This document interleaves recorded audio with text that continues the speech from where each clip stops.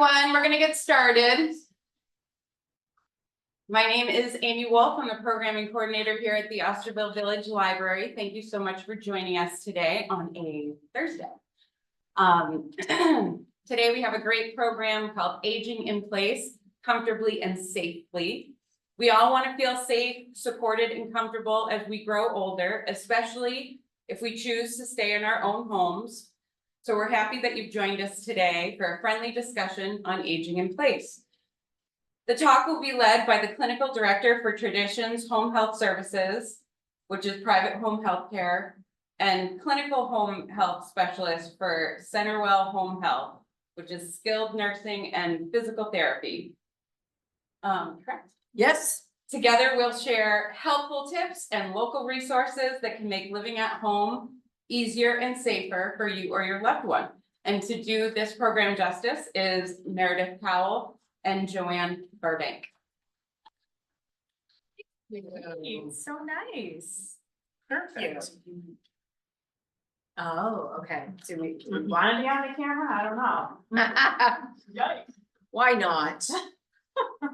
All right. So thank you all for coming. So nice to see you all. I'm Meredith Powell. Like Amy said, Joanne Burbank. We are both nurses. We've worked alongside each other in different capacities for many years. So we do a little bit of a different service, but we team up together and we provide care for people in their homes. So in a few different ways. So we just have a kind of quick little PowerPoint. Don't want to make it too formal. Want to keep it nice and comfortable. So feel free to ask any questions, or if something pops in your brain, feel free to, say it as we go along. So we'll just go through. I think I started with the skill area. So we'll just go over, what does aging in place mean? Living safely and comfortably in your home as you grow, maintaining your independence, doing all the things that you love to do while you're at home, and having a good quality of life. That's what we all really strive for. And making use of the support services when needed. So knowing the resources within our community and using them appropriately. I think that's half the battle sometimes. There are so many resources out there, and I think knowing what to use and when to get them is just the most important part. There we go. So why do people want to age in place? We all know we like our familiar surroundings. It feels emotionally good to be at home. You get personalized care and attendance and attention. Sometimes it's more affordable than being in a facility. I think that can be a little bit of a misconception sometimes. People think being in a facility will be a cheaper, more cost-effective option, and sometimes it's not. It all depends on where people are. And then family and community connection, that is so huge. This library here is such a great environment where people come and connect with each other, and being able to do those kinds of things at home, being able to go out and about and do all that is so important. Sometimes when people are in a facility, it's a little bit harder to get out and about and enjoy your community. So we'll go over our two types of home care. One is the skilled home care. And that's what Joanne will kind of touch on. And then after that, I'll talk a little bit more about private home care and what we offer at Traditions. Great. So thank you, Meredith. Advances. Yes. Okay. So thank you so much. So, deciding if you want or need skilled care versus private home care, you may never need it, but you may need it. And it's always good to know what's available. Keep your options open. And, I applaud you all for coming, because Meredith and I have been nurses for a long time. Someone's been a nurse longer than the other, but what I find is patients will be in the hospital and they've had an unexpected emergency room visit. It could have been a stroke, or maybe they have fallen and broken a hip, or it could be a heart attack. And those kind of decisions that you have to make when you're ready to discharge have to be made fairly quickly if you're ready to discharge to that next environment, whether it be home or a skilled facility. And what happens is it's not the best time for any of us to be making decisions when we're in pain, when we're under stress, when we're in a hospital setting. So it's good to just keep in mind options that are available to you so that when and if this ever happens to you or someone you know, you can let them know, think about this stuff in advance. So when you get to an emergency room or you are in a situation where you need to make some decisions about medical interventions and going home or not, or if you need extra help when you live alone, this is exactly what you want to know in advance so that you can focus on getting well instead of focusing on the stress of trying to figure out, what do you mean? What agency do I want? Or what skilled care? Or what is skilled care? And do I need private? So hopefully you'll be able to take away some really important information. And as Meredith said, please, this is supposed to be interactive. So if you have questions that crop up as we go through things, just give us a hand raise and we'll halt the presentation. So skilled home care is provided by licensed professionals. Skilled care in the home is covered by your Medicare and most insurances, 100% covered under Medicare. Skilled services, Meredith mentioned, they are things that you've all heard of. Nursing services, physical therapy services, occupational therapy, a medical social worker, speech therapy services. So there's a lot of different services. Some people need all of them. Others might just need a nurse. Others still may just need nursing and therapy. So that skilled care can be provided in the home. It's ordered by a physician. So we can't just come in if you call us up and say, you know, can you come in? I have some weakness and I need some physical therapy. We can intervene for you and call your physician and advocate for you and let us know we received a phone call from you that you need therapy or you need wound care or what have you. But it does come from a physician. So when skilled care comes to your home, we are following a plan of care that comes directly from your physician or physicians, because many have a different amount of docs that follow them, specialists or just PCPs. As I mentioned, those services are covered under your Medicare. They're actually covered under your hospital insurance. People always question that because Medicare, your hospital insurance, covers home care. And the reason that is in many cases, the reason we come to see you in the home is the result of a hospitalization. It's almost an extension of your Medicare A. The goal is to help you recover, promote health, maintain wellness, but really get you through that next hump. So there are patients who leave the hospital after, let's say, a joint replacement surgery. They have their surgery, they go home, they have a couple of weeks of home skilled services, a nurse or a therapist or both. And then they usually go on to outpatient therapy, which is covered by their secondary insurance. So patients sometimes only have us for a couple of weeks. There are other patients that may need us longer.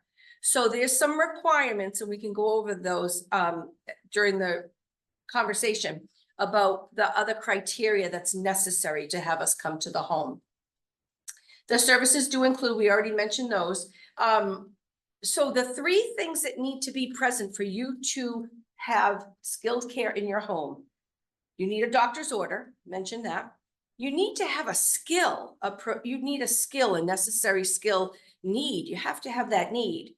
Much as we'd like to come in and have a cup of tea or, you know, help out and have some companionship, that's where Meredith specialists come in.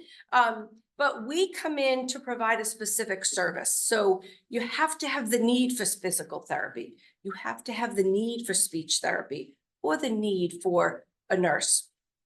Once we have the doctor's order and the skilled need, and we know what that is, the third thing is, which gets a little tricky for people, that it's called the patient must be homebound. Some of you may have heard of that. For us to come to the home, it does not mean that you are tied in a chair and you're not allowed to leave the house. What it means is you need to be able to have services come to you because it's too difficult for you to get somewhere else to obtain those services.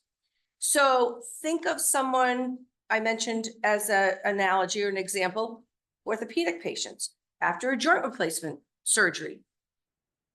Medicare will pay for us to come in because it's hard for someone to get into a car a couple of times a week to go to an outpatient office and get in after they've just had surgery. So that person is considered temporarily homebound because it's hard, it's difficult, it's exhausting. People are usually uncomfortable and it's too hard to get in and out of a car. So that's one example. There are other people who may have congestive heart failure, or they've had pneumonia and they are wiped out. Has anyone been in the hospital here? Has anyone had pneumonia? Or did you feel 100% when you got home? No, I'm sure not. So many times patients that have had pneumonia or a really significant illness qualify, they have that skilled need of nursing and therapy, and it's too hard for them to get to outpatient therapy. Or maybe someone has a wound that needs to be dressed with bandages and such. And people can get in the car and drive themselves to the wound care center. We have some great wound care centers here on the Cape. But if it's difficult because of pain or limitations with walking or shortness of breath, and that's the experts at your skilled care company, they're the ones who will identify if you are truly homebound or not. And that's something we evaluate at every visit. I will go to the next slide. So when skilled care is appropriate, some of this will be repetitious. After a hospitalization or surgery, the bulk of the patients that we see in the home have come from the local hospitals. Cape Cod, Falmouth, Spalding, Boston Hospitals, BID Plymouth. So the bulk of home care patients come from the hospital. Doesn't mean that's the only place they can come from. We have people who live in assisted livings who need skilled services. We have people who come out of the rehab facilities who need skilled services. And we have physicians in the community that call our office and they've seen a patient in their office and that person needs skilled services. So they come from all different avenues, but those three criteria pieces have to be in place. A new diagnosis, someone might need medication monitoring or just learning how to deal with diabetes, insulin instruction, checking blood sugars, diet management.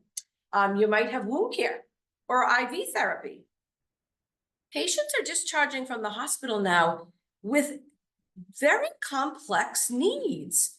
I've been a nurse for a long time. I worked at Boston hospitals. People would stay on our floor until they felt 100% fit as a fiddle, not a suture in their belly.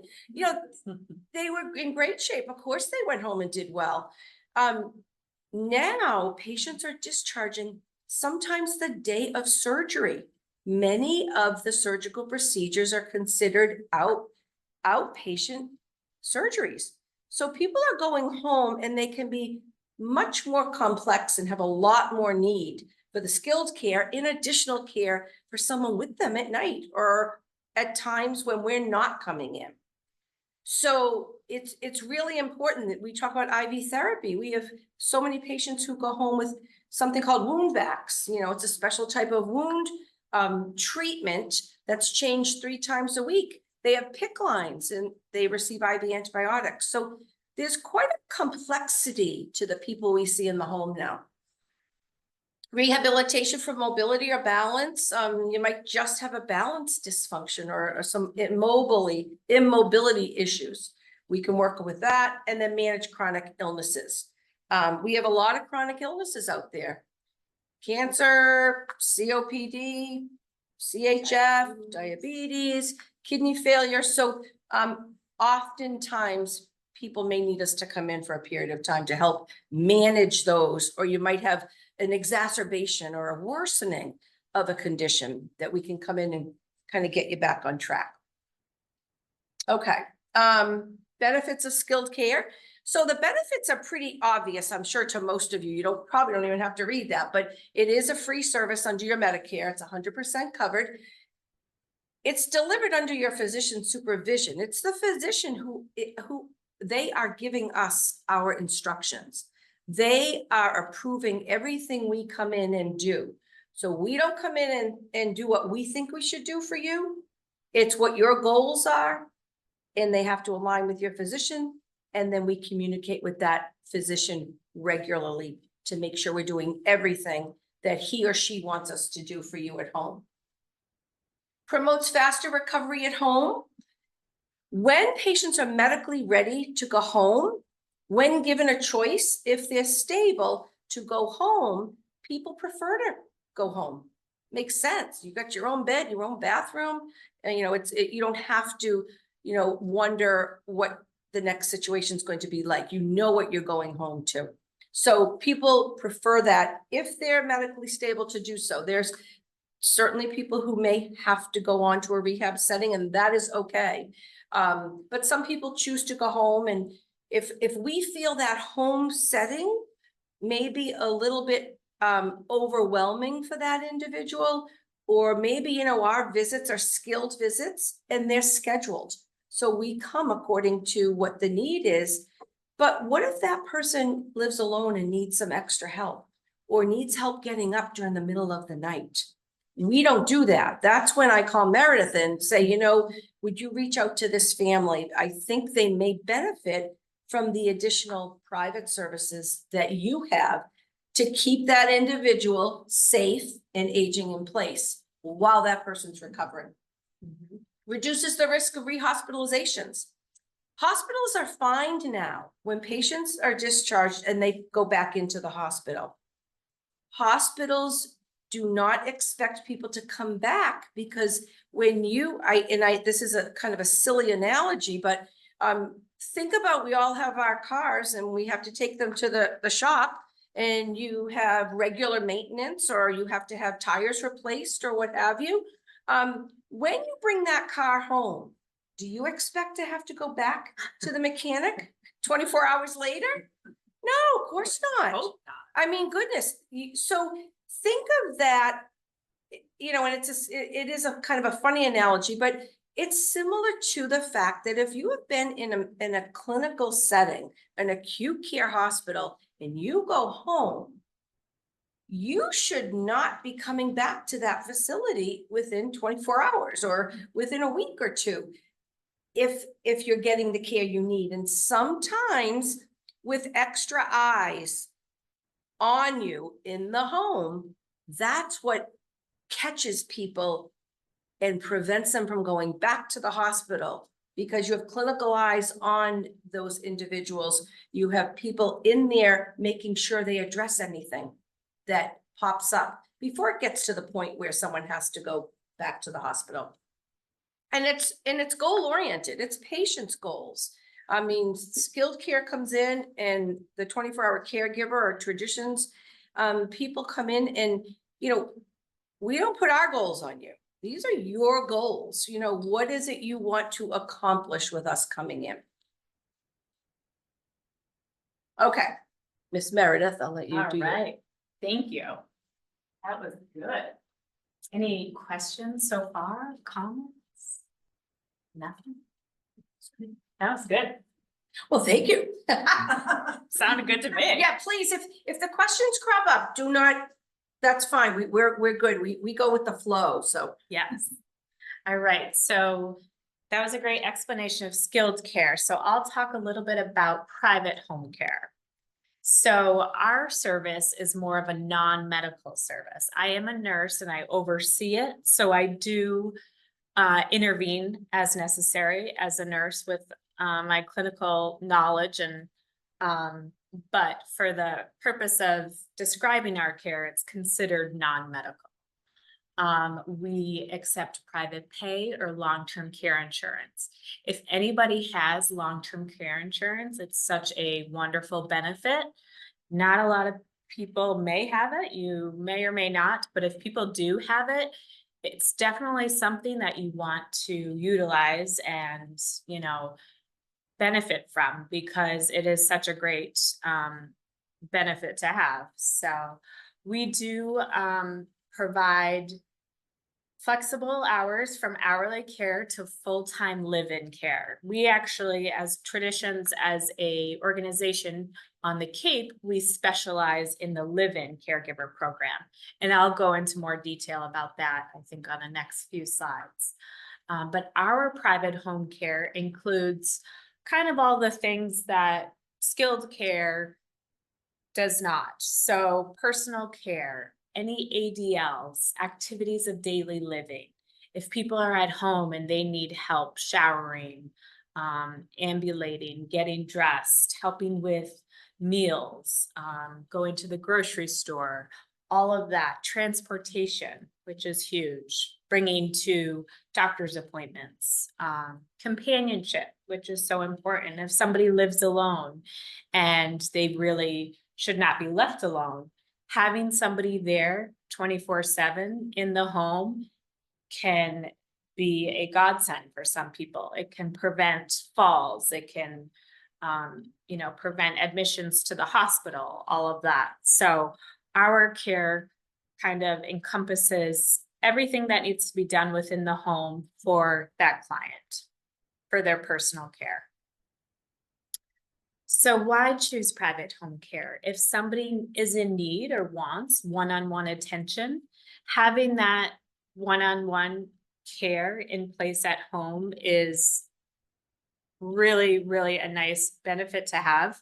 When there's one person caring for one other person, that caregiver notices little certain things. They can say, oh, I can see this patient's urine might be looking a little darker. Maybe they need more fluid intake. Maybe they're developing a UTI. Maybe we should get on this a little bit quicker. Things like that, a caregiver will recognize because they know that person so well and they see them and work with them every day. So having that one-on-one care is really kind of the best kind of service. We have a flexible contract. So we have no minimum on our service agreement. So if somebody needs care for 2 weeks, we can provide that in the home. If somebody is using our private home care for more of a long-term solution, they don't want to go into an assisted living or go into a nursing home, or they don't want to go live with their daughter in New Hampshire or whatever it is. We can be a long-term solution. We have clients that have been on service. Some have been on service for 3-4 years. Some just utilize our service for a short duration, 5 weeks or 6 weeks, or sometimes 2 weeks. It all depends. Every situation is different. So we have a wide variety of clients and what they need us for. We have one client right now who's receiving radiation daily for 5 weeks. So that caregiver is taking them to their appointments at Cape Cod Hospital for daily radiation. And they're just having us for 5-6 weeks.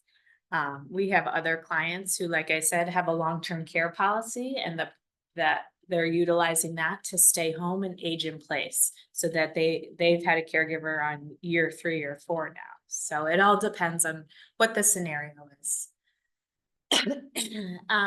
We can be combined with skilled care, like we said.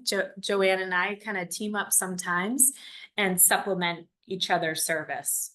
So it's great when we have clients who have skilled care in place, and then our caregiver follows through with that care plan. Like Joanne said, the physician orders, the physician's plan of care. So if they're ordering certain type of exercises for PT, our caregivers who are in the home 24/7 or however many hours, they follow through with those exercises every day.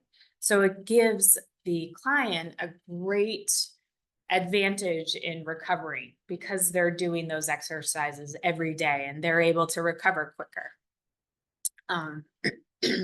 And it's a huge peace of mind for families. So if there's an elderly person who lives alone and all of their adult children live all over the US or wherever, it can be a huge peace of mind for families to have a caregiver in the home.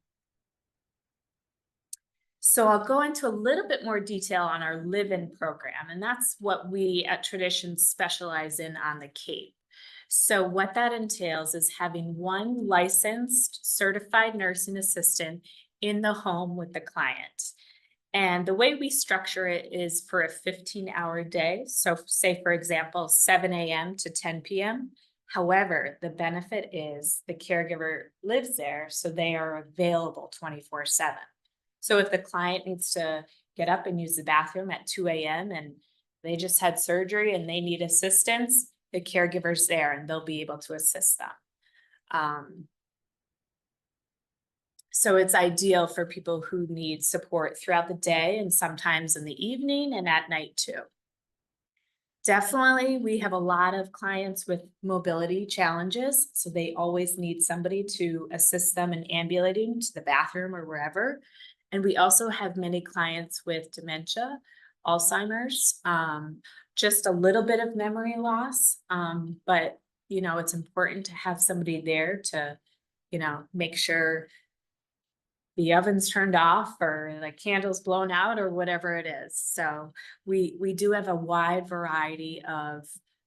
range of clients and their needs.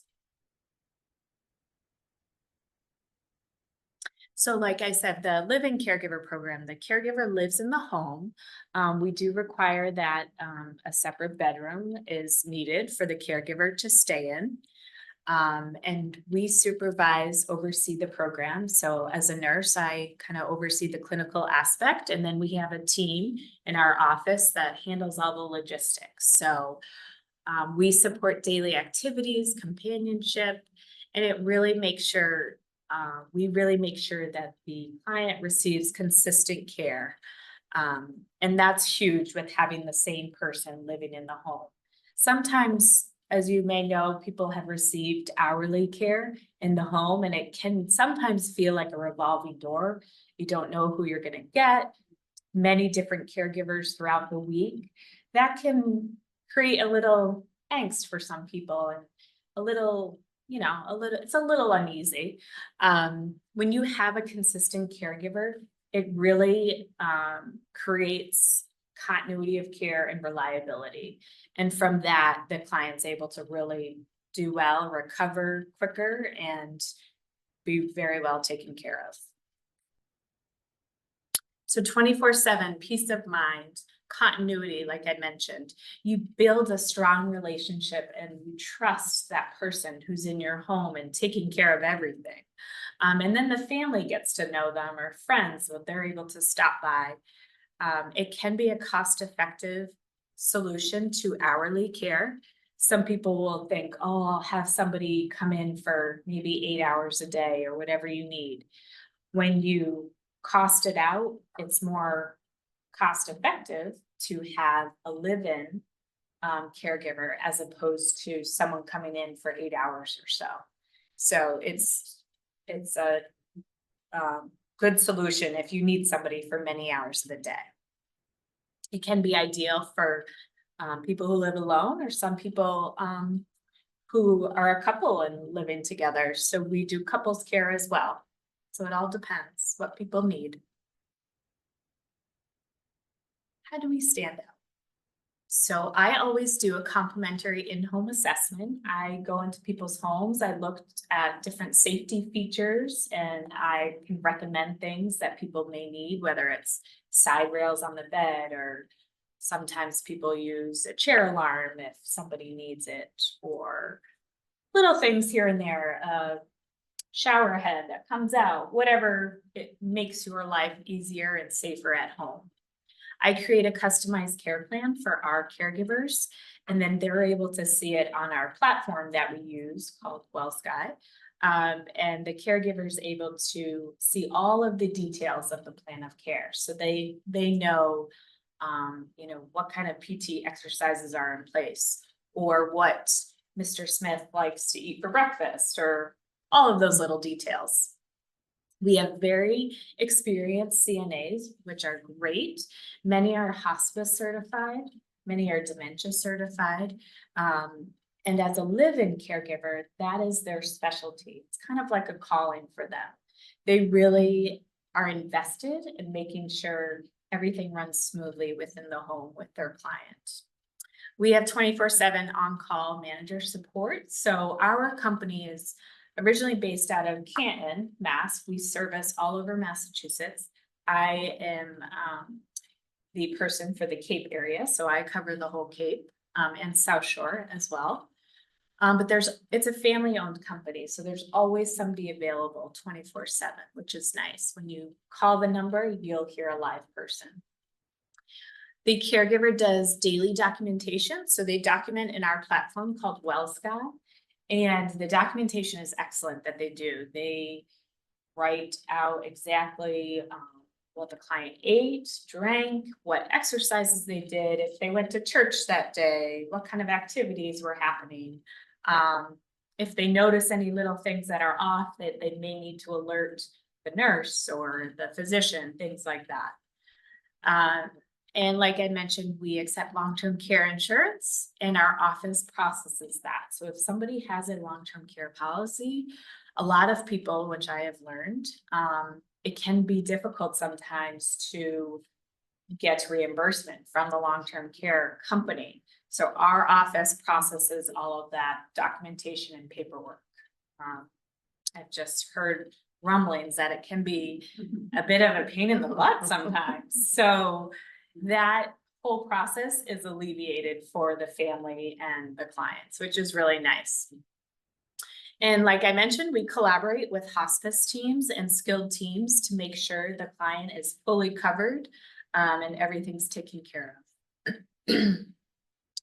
So if you're planning to age in place, what kinds of things do you want to do? You could schedule an in-home assessment. You could identify your health and daily needs, review safety things in your home, explore funding options, and kind of talk to your care team, your family, your healthcare professionals. Just like Joanne said, when you think of all this and plan ahead, it definitely eases the burden, especially if something happens out of nowhere and you're saying, what do I do? So if you kind of have all of this planned out in place before something happens, you're really ahead of the game. And then we just have a little questions and discussion. So what's most important to you about staying at home, and what kind of help do you think you would need to make it easier?